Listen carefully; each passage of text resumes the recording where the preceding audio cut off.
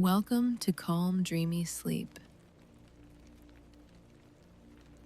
a peaceful place where stories become dreams. Just relax and slowly close your eyes. Take a gentle breath in and let the day quietly drift away. If this story brings you peace, if you feel calmer, lighter, please subscribe and like. So let's start. There once was a man. He lived in a beautiful city many years ago, in a time when horse-drawn carriages still moved along cobbled streets and gas lamps glowed softly at dusk. He had come to this city as a young man, full of dreams, full of hope, full of the desire to create something beautiful that would last beyond his years. And he did create. Oh yes, he did. He became an artist, a painter of light and shadow, of moments captured in color, of feelings made visible on canvas. His work was admired by many, sought after by those who understood beauty, and he lived a life rich with love and friendship and creative purpose. But time, as it does, moved forward. People he loved, people who had filled his days with laughter and conversation, moved away to other cities, or passed on to whatever comes after this life. And slowly, so slowly that he hardly noticed it happening, the man began to withdraw. He stopped going to the galleries where his own paintings still hung on walls. He stopped visiting the cafes where he had once spent hours talking with friends about art and life and the meaning of it all. He stopped engaging with the world outside his door. He simply stayed inside, day after day, week after week, year after year. The only time he left his apartment was to walk to the small corner shop at the end of his street to buy the few things he needed to survive: bread, milk, tea, perhaps a small piece of cheese. And even that short walk, even that simple errand, began to feel like too much, like a burden, like something to be endured rather than experienced. He avoided eye contact with everyone he passed. He kept his head down, his coat collar turned up, his gaze fixed on the cobblestones beneath his feet. He didn't want to see anyone, and he didn't want anyone to see him. Years passed like this.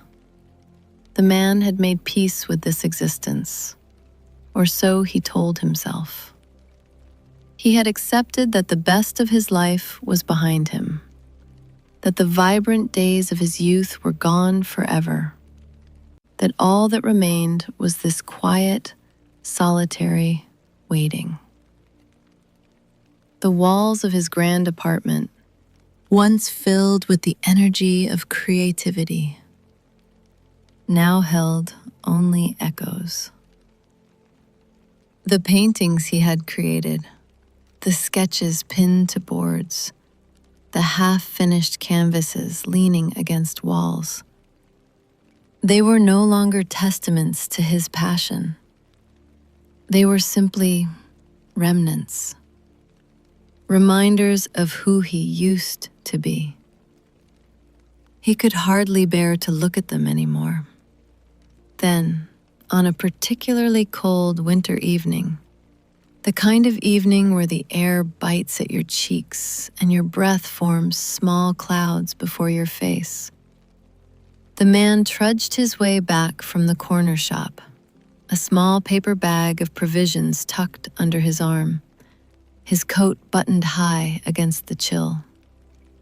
The gas lamps above cast their gentle glow on the cobbled street, warm pools of light in the deepening dusk.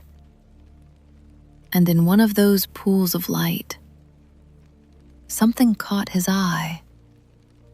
Something small, something white, something that was very much looking back at him. It was a little dog with a coat as white as fresh snow, as white as the winter sky before a snowfall, as white as the pages of a new sketchbook waiting for the first stroke of charcoal. The dog sat quietly by the side of the street, its head tilted slightly, watching the old man with gentle, curious eyes. For a long moment, neither of them moved.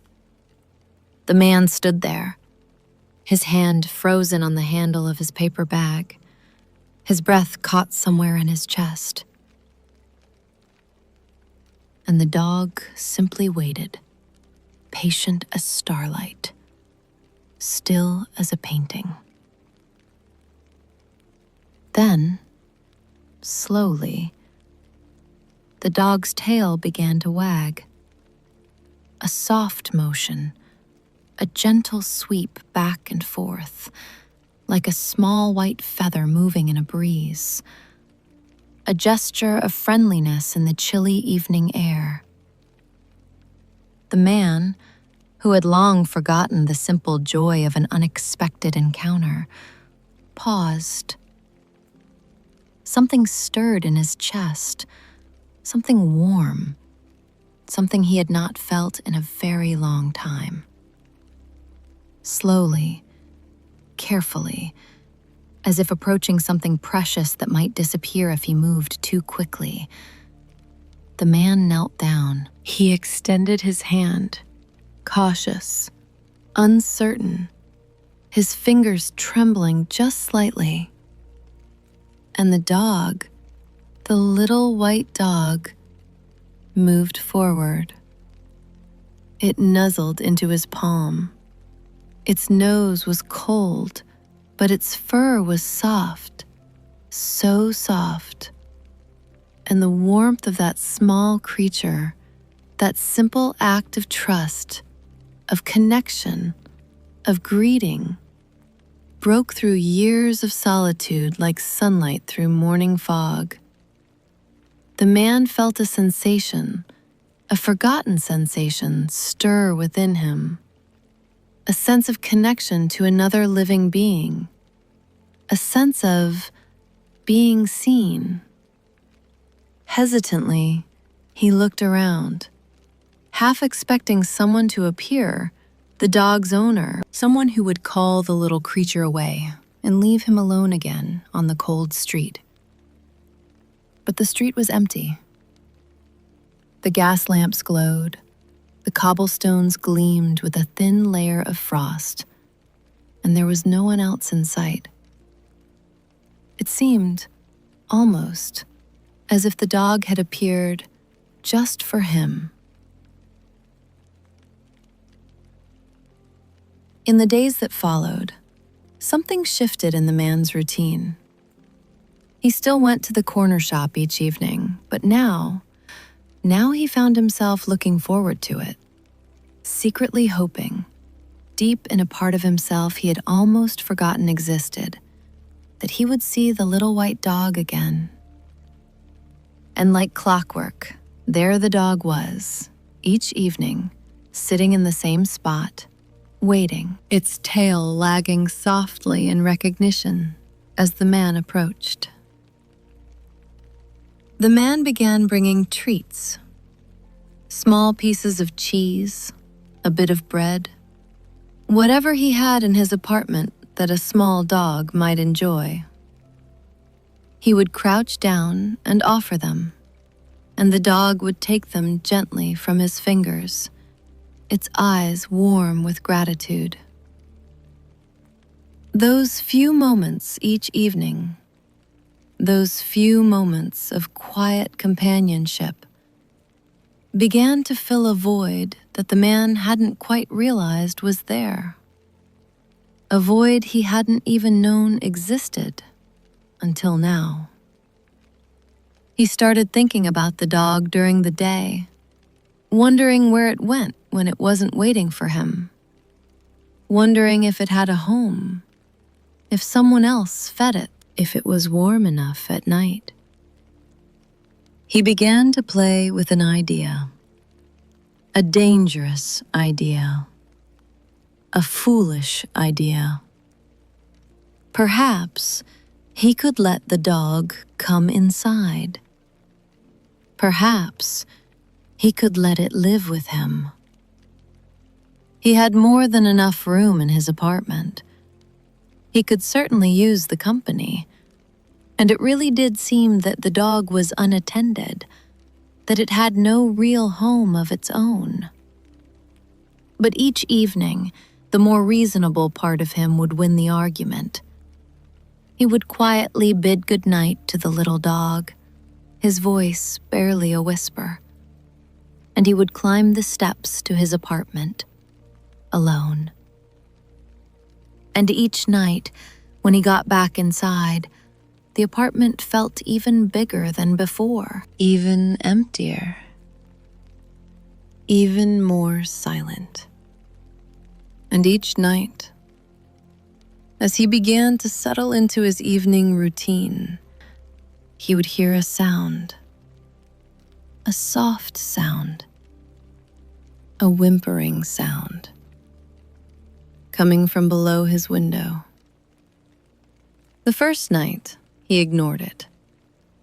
The second night, he pulled back the curtain just slightly, just enough to see. And there, below his window, sat the little dog, looking up, waiting. Each night, the whimpering grew a little louder. Each night, the dog's eyes, looking up at his window, seemed to hold more longing, more hope. And each night, the sight tugged at the man's heart, tugged harder than the night before. Then came a night that was particularly cold. The kind of cold that seeps through walls, that finds its way under doors, that makes even the warmest rooms feel chilly. The man stood at his window, looking down at the little dog, its small frame shivering slightly in the frozen air. Its eyes, those patient eyes, looking up at him with such trust, such hope. And something inside the man, something that had been sleeping for a very long time, woke up. He could not ignore the cold any longer. He could not ignore the dog any longer. He could not ignore his own heart any longer. Slowly, the man descended the stairs of his apartment. Step by step, his hand trailing along the wooden railing, his heart leading him toward a decision that reason alone could never have dictated. He opened the front door, and there, still waiting, still patient, still hoping, was the little dog. Its eyes gleamed in the faint light from the street. Its tail began to wag, slowly at first, then faster. The man smiled, a gentle smile, a smile that broke through his usually reserved demeanor like sunrise breaking through clouds. "Well," he said softly, his voice warm with emotion, "it seems we are both in need of a friend." He stepped aside, and the little dog, without hesitation, walked into his home, walked into his life. The first night the dog stayed in the house was like entering a different world for the little animal. It became clear to the man, once he got the dog inside and could see it properly in the warm light of his apartment, that this little creature had indeed grown up on the streets. Its white coat was matted in places, dirty in others, and there was a thinness to its body that spoke of meals missed and nights spent shivering in doorways. The first thing the dog needed, the man decided, was a bath. He filled a basin with warm water, testing it with his elbow the way his mother had taught him when he was young, making sure it was not too hot, not too cold, just right. He gently coaxed the dog toward the basin. The dog hesitated at first, uncertain, perhaps afraid.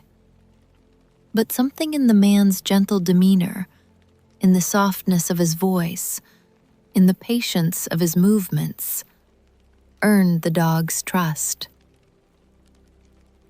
The little creature allowed itself to be lifted into the basin.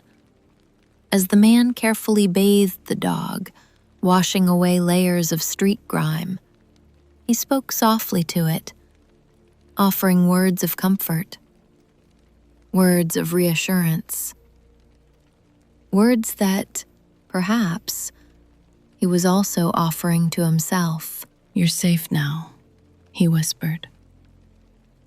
"You're warm now. You're home." The dog relaxed under his touch. Its initial apprehension, its slight trembling, gave way to enjoyment. Its eyes closed halfway in contentment. Its small body softened into the warmth. The water in the basin turned murky, gray with the accumulated grime of street life, but as it was rinsed away, as clean water flowed over the dog's fur, the dog's true coat was revealed. Whiter than white, soft as clouds, beautiful. After the bath, the man dried the dog with a soft towel. He marveled to himself, as he worked the towel gently over the dog's small body, at how such a simple act of care could feel so fulfilling, so meaningful, so right. The dog, now clean and dry, looked up at him. Its eyes were bright, grateful, full of an emotion that needed no words. It was as if, in that moment, an unspoken bond was forged between them, the beginning of a companionship that promised to fill the void in both of their lives. That night, as they both settled in for bed, the dog found a cozy spot at the foot of the man's bed. It curled into a small white circle, nose tucked under tail, and let out a soft sigh of contentment. The old man watched the dog drift into a peaceful sleep, watched the rise and fall of its small body, watched the twitch of its paws as it dreamed whatever gentle dreams dogs dream. And he felt something, a sense of contentment that he hadn't experienced in years, decades perhaps. The presence of the little dog brought a new energy to the apartment, a living warmth that seemed to seep into its very walls, a softness in the air, a sense of home. The man had never had a dog before. He had never really understood the connection between humans and these small creatures who asked for so little and gave so much. But now, watching this little white dog sleep peacefully at the foot of his bed, he understood. And for the first time in a very long time, the man fell asleep with a smile on his face, his heart lighter than it had been in years. The next day, the man woke with a feeling he had almost forgotten. Energy, purpose, anticipation. After a simple breakfast shared with his new companion, who ate every crumb he offered with evident delight, the man made a list. A collar and leash were at the top, followed by nutritious food, a comfortable bed of the dog's own, a few toys, perhaps a brush for that beautiful white coat. He put on his coat and hat, wrapped a warm scarf around his neck, and stepped out onto the bustling streets. The dog trotted happily by his side. Maybe I won't need that leash, the man thought to himself. The dog walks with me everywhere anyway. The city, which had once felt so overwhelming, so indifferent, so full of reminders of everything he had lost, now seemed alive with possibility. People he passed smiled at the sight of the cheerful little dog. Some stopped to pet him, to ask his name, to comment on how beautiful he was. And these brief encounters, these small interactions, led to conversations. Conversations with strangers who quickly became not strangers. "Good morning, Mr. Ambrose," they would say. "Lovely dog you have there." Interactions that would have been unthinkable just days ago. Their first stop was a small pet shop, tucked between a bakery that smelled of fresh bread and a bookshop with a window full of leather-bound volumes. The shopkeeper was a jovial man, round and warm, with a love for all creatures that was evident in every word he spoke. He helped the man choose a sturdy collar and a soft leash, just in case. He recommended the best food, the most comfortable bed, the toys that dogs seemed to love most. As he shopped, the man felt a sense of belonging, a sense of being part of the world again, a sense that he had something to offer, something to contribute, something to share. The dog, meanwhile, seemed to relish the attention. It sat patiently while the shopkeeper examined its coat, pronounced it beautiful, offered it a small treat from a jar on the counter. Other customers stopped to admire the little white dog, to ask about it, to share stories of their own dogs at home. And the man, Mr. Ambrose, found himself talking to them. Easily, naturally, as if he had never stopped. Later, as they walked through a nearby park, the man watched the dog explore its new environment. The little creature moved with wide-eyed wonder, sniffing at tree trunks, investigating fallen leaves, tilting its head at the sound of birds overhead. Children playing nearby were drawn to the friendly animal. "Can we pet him?" they asked. "Please?"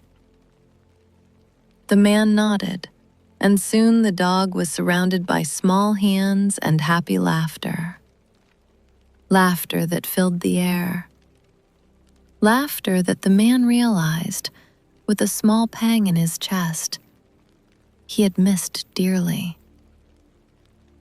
Watching the dog interact with the world around him, watching the joy it brought to others, watching the simple pleasure it took in every moment, the man felt his own perspective begin to shift, to broaden, to open.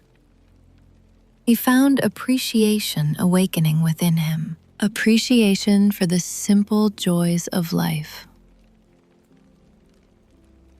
The warmth of the winter sun on his face. The sound of children laughing. The sight of his little dog, his companion, his friend, so happy, so at home in the world. And then something unexpected happened. He ran into people. People he hadn't seen in years. Old friends. Old acquaintances. People who brought back memories of times long past. They approached him with warm smiles, with outstretched hands, with questions about how he had been, what he was doing now, whether he was still painting. And for the first time in a long time, the man did not feel sadness when he thought of the past. He did not feel longing for those times to return. He did not feel regret for the years that had passed. He felt gratitude. Grateful that he had lived those times. Grateful for the memories. Grateful for the people who had shared them with him. A sense of acceptance started to settle over him, soft as falling snow, gentle as twilight. He sat on a park bench with these old friends, the little white dog curled at his feet, and talked. Talked about art and life and the old days. Talked about everything and nothing. Talked as if no time had passed at all. And before they parted, they made plans to meet again. Soon, regularly. As the man walked home with the little dog through the crisp and clear winter afternoon, he breathed in the world in a different way. He saw the little joys that are there for all of us to see, whenever we choose to look. The way sunlight slanted through bare tree branches. The way a mother smiled at her child. The way two old men laughed together on a street corner. He saw other human beings with fresh eyes. Not as threats to be avoided, not as reminders of what he had lost, but as fellow travelers on this journey, each with their own story, each with their own joys and sorrows, each simply human. He saw what might have looked like mundane things, ordinary things, everyday things, in an entirely different light. The miracle of existence, he realized, was enough to put a smile on his face, enough to fill his heart, enough. He noticed the beautiful buildings around him. Instead of looking down at the pavement, he now looked up. He saw ornate features on buildings he hadn't noticed in years. Carved stone and wrought iron, arches and columns. The craftsmanship of people long gone. People who had put their love and skill into creating something beautiful for future generations to enjoy. Their work made him think of his own art, of the paintings waiting for him at home, of the canvases still blank, still patient, still hoping for his return. He saw the horses moving through the streets, their breath forming clouds in the cold air, their hooves making soft sounds on the cobblestones. He saw the newly invented automobiles appearing now and then, marveled at such an invention, such progress, such change in the world. He saw people laughing, people crying, people hugging, people smiling, people shouting, people loving. And he was amazed at how rich life can be, amazed at how much he had been missing, amazed at how easily it had all come back. The thought came to him softly, gently, like a whisper from somewhere deep within. It never hurts to have a little friend helping you along. He looked down at the little white dog trotting beside him. So small, so faithful, so full of love. And his heart swelled with gratitude. As the day came to an end and the sun began its slow descent toward the horizon, painting the sky in shades of rose and gold, the man and the dog returned home. The man set up a cozy corner for his companion, a soft bed, the one the shopkeeper had recommended, placed near the warmth of the radiator. A few toys arranged nearby, a small bowl of fresh water. The little white dog, now officially a part of his life, settled into its new home with ease. As if it had always been there, as if it had always belonged. There was only one thing left.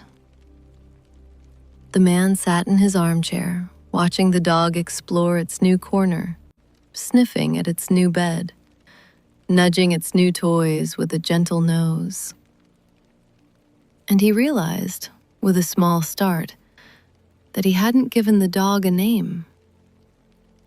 He thought about it for a long moment, watching the dog, considering, feeling. And then it came to him, the perfect name. He would call the dog after someone else who had given him great joy throughout his life, someone whose work had inspired him, moved him, stayed with him through all the years. His favorite artist of all time. Claude Monet. And so it was, on that winter's day, that Mr. Ambrose called his dog Claude. That evening, Mr. Ambrose and Claude sat by a crackling fire.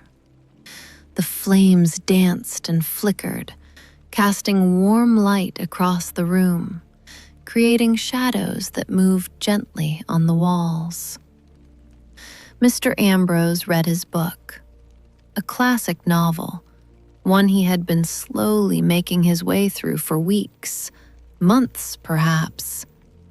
And Claude snuggled on the rug by the fire, curled into a small white ball, content.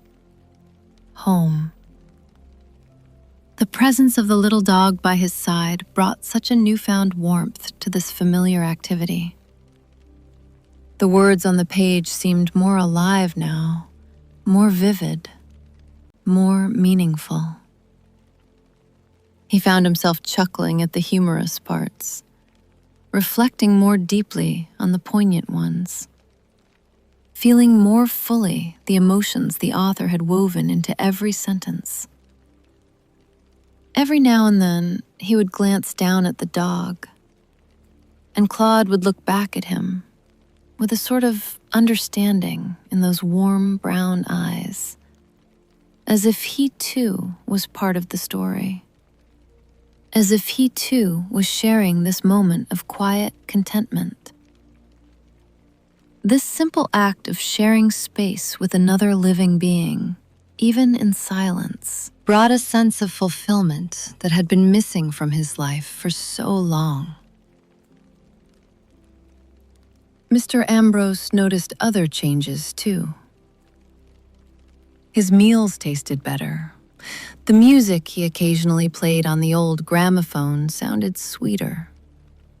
Even the air in his apartment, once so still and stale, now felt fresher, lighter, fuller.